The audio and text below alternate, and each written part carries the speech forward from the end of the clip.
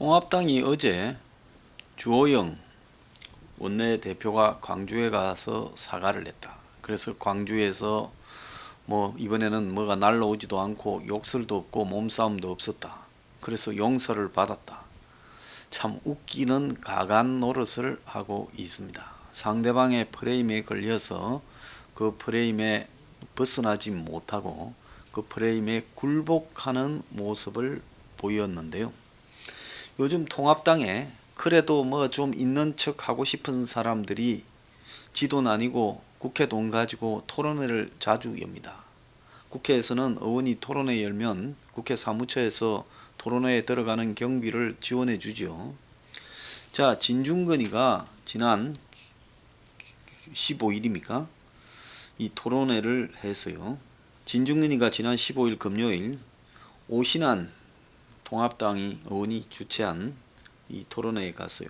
까놓고 말해 미래통합당은 내가 없다. 통합당을 대대적 혁신이 필요하다. 그러면서 막말 논란을 거론하며 사회가 민감해졌는데 통합당은 그게 왜 잘못됐는지를 모른다. 사회과학, 윤리의식, 현대성을 회복해야 된다. 저는 이 진중권 씨를 가만히 보면 이 말장난을 하다가 본인 스스로가 길을 잃어버린 사람이라 이렇게 느껴집니다. 그래서 왼쪽에서는 장사가 안 되니까 이제 오른쪽으로 옮겨오고 있는데요. 그런데 요즘 보면 왼쪽에서 장사가 안 돼가 오른쪽으로 옮겨온 사람들이 좀 재미를 보는 그런 시대가 돼가고 있어요. 그래서 그쪽에 뭔 진실이 있는 양 전부 거기에 귀를 기울이는 기현상이 나타나고 있는데 이거는 저거 스스로 뭘 해보려고 하는 능력을 상실한 채 왼쪽에서 패배한 약장수들을 데려와 가지고 또 약을 한번 팔아보려고 하는 그런 부분에 지나지 않는다는 겁니다. 진중권도 자기 한번 불러서 20-30분짜리 강연시킨다고 거기서 뭔가가 답이 나올 거다.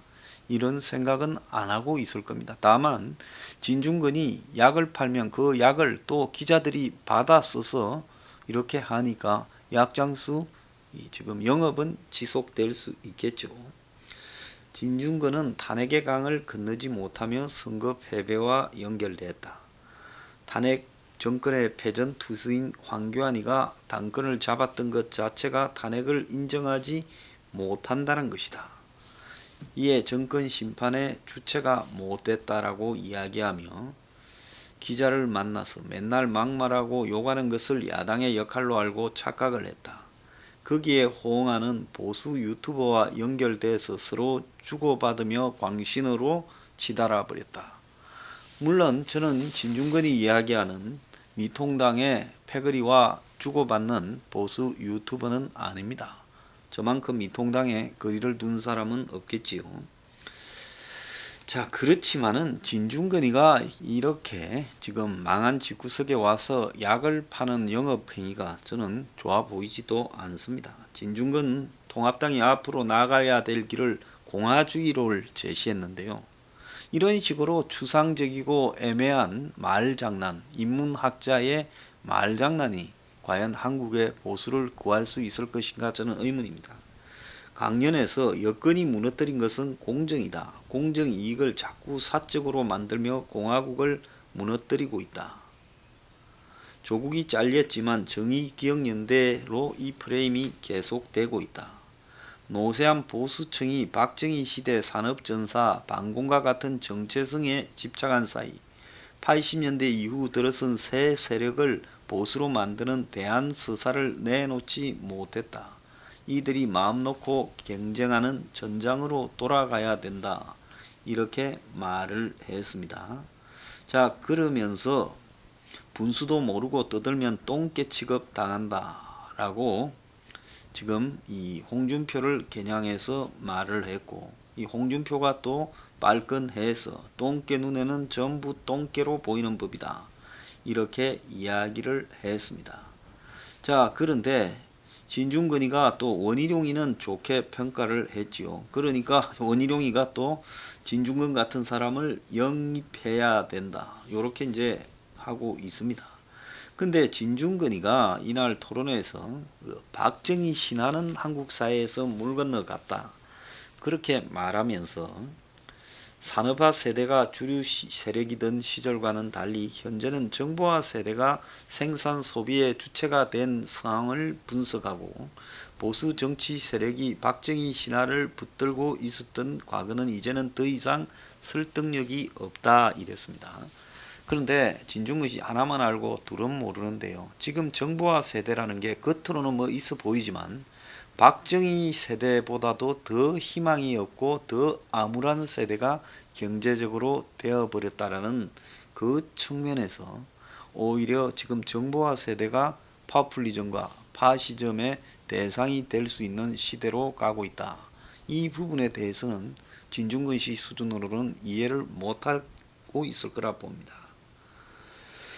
자, 그러면서 586 세대가 현대 정치와 경제 영역에서 주류가 된 과정을 설명하며 주류가 바뀌었다. 저 사람들 586들이 진보로 하는데 제가 볼 때 진보가 아니다.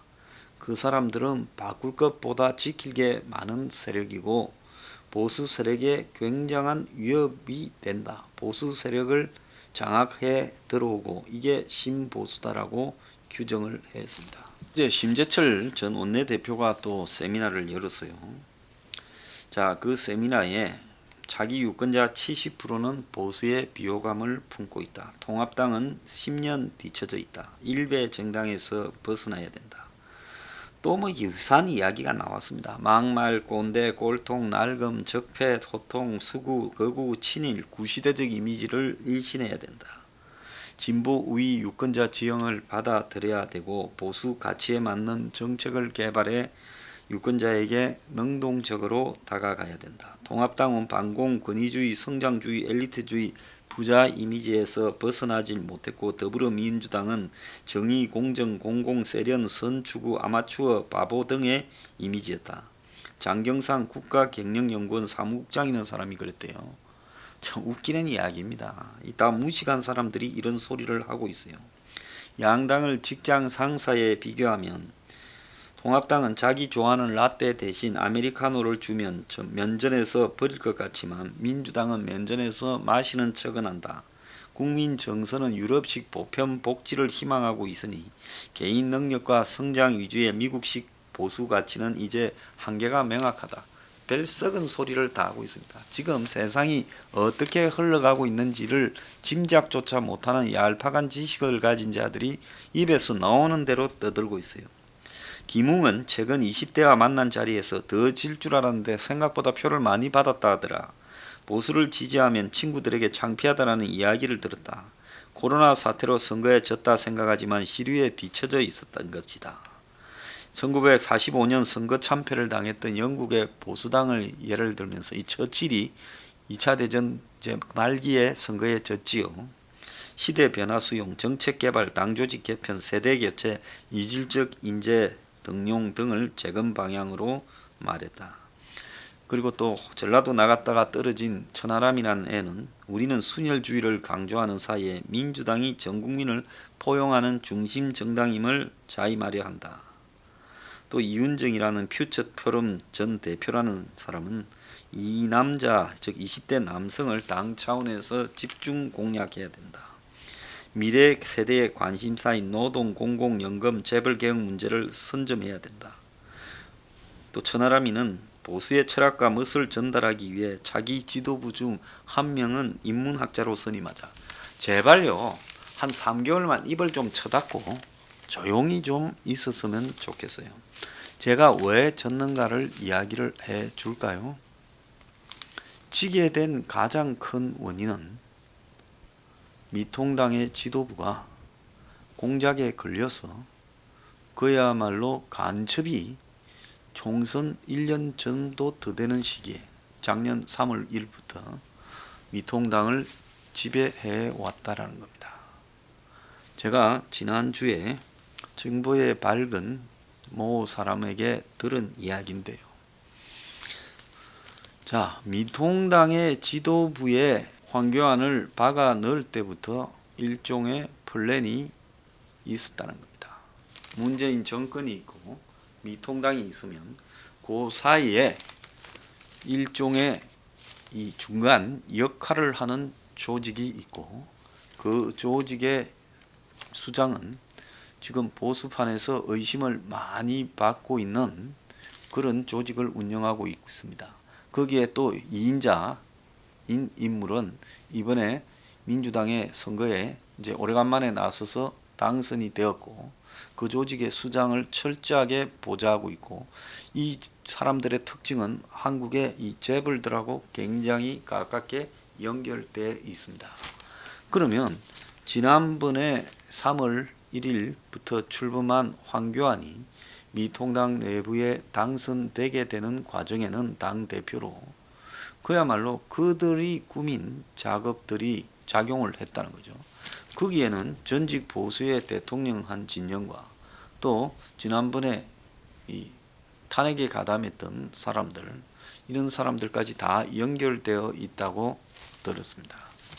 그래서 그 사람들이 미통당을 장악하면서 끌어오는 과정에서 그들의 정치적 목표는 궁극적으로 이원 집정부제를 해서 거기에서 한 자리씩 챙겨 먹는 것이 목표지만은 궁극적으로 중간에 교란을 한 사람은 총선에서 패배하도록 이렇게 혼란스러운 지금 당의 행보를 벗어나지 못하게끔 작용을 해왔다는 거죠.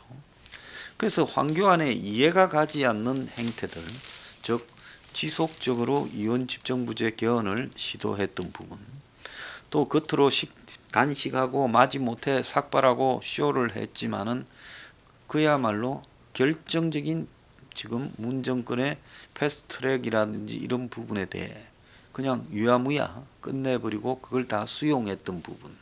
그렇지 않습니까? 싸우는 척했지 다 수용했잖아요.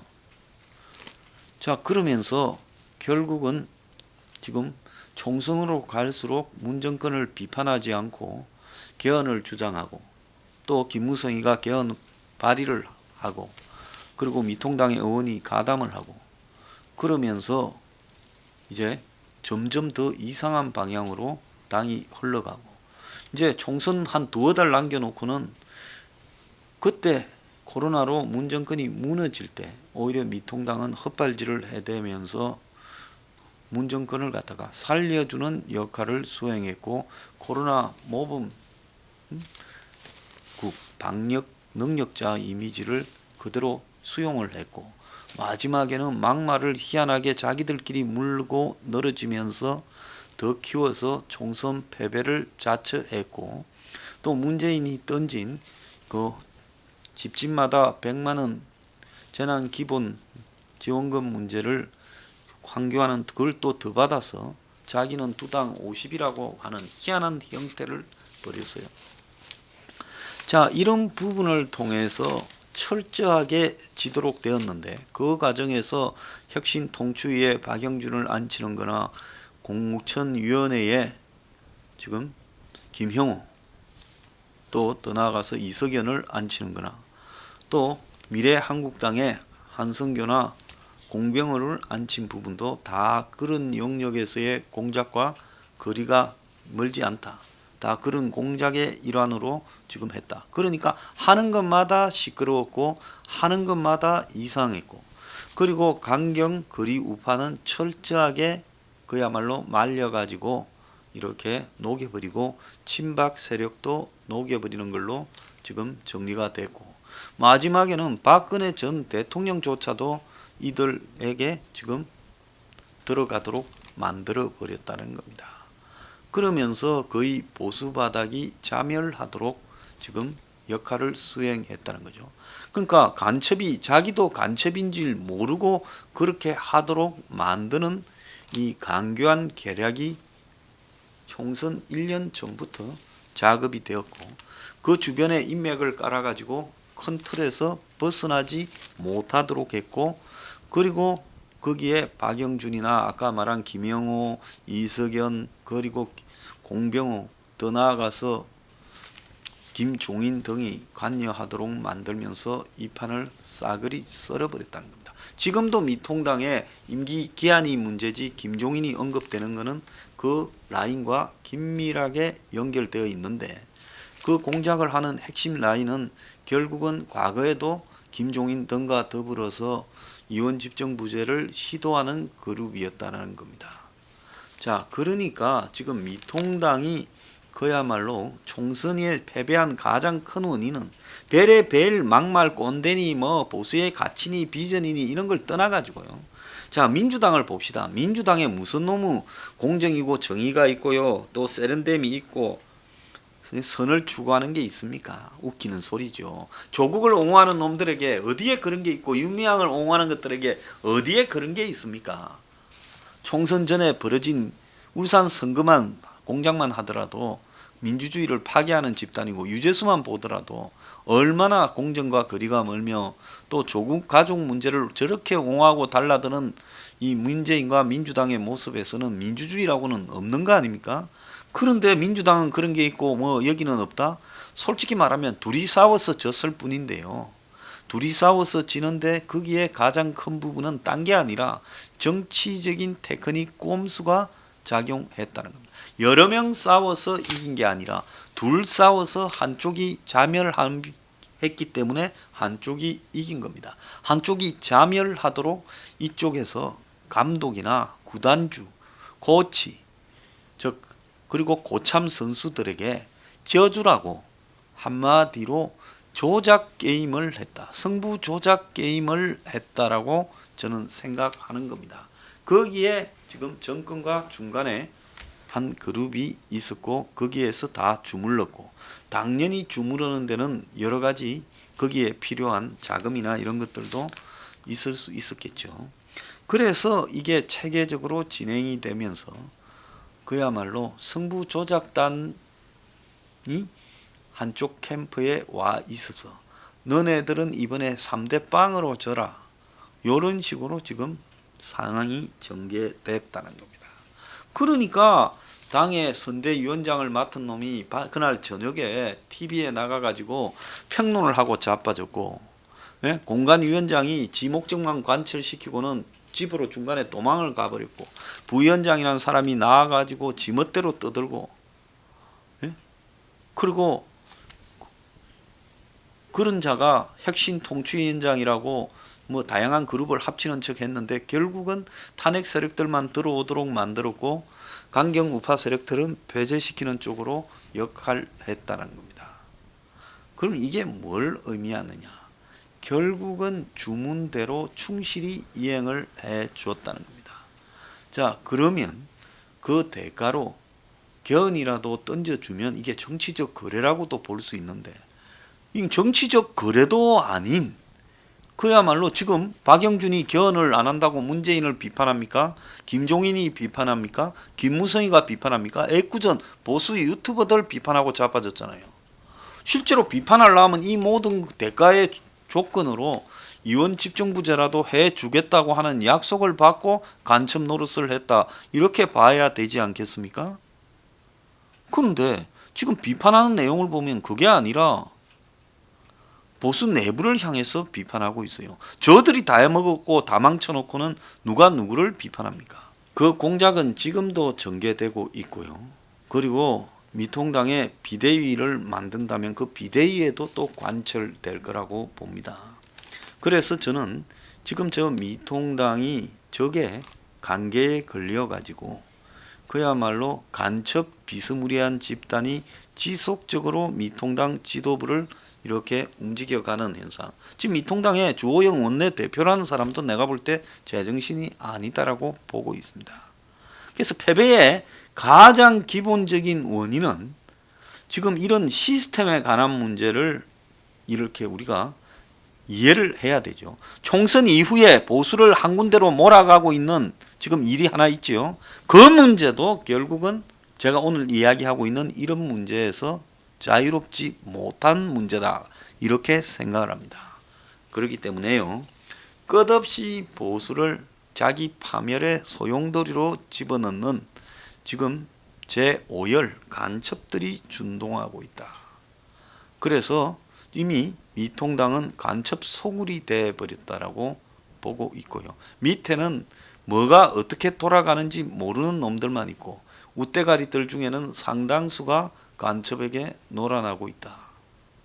자, 이제 문재인으로 하여금 아마 조만간에 무슨 거국 내각을 구성하자고 이제 미통당이 사정을 하는 상황이 벌어질 수 있고, 총리라도 좀 국회에서 선출하게 해주라고 이제 미통당이 집권을 포기한 채 그야말로 문재인으로부터 고기 덩어리 하나 던져주기를, 이 문이 식탁 위에서 밥 먹고 있으면 밑에서 개들이 고기 한 토막 던져주라고 계속 쳐다보고 있는 것과 똑같은 꼬라지가 벌어지게 될 겁니다.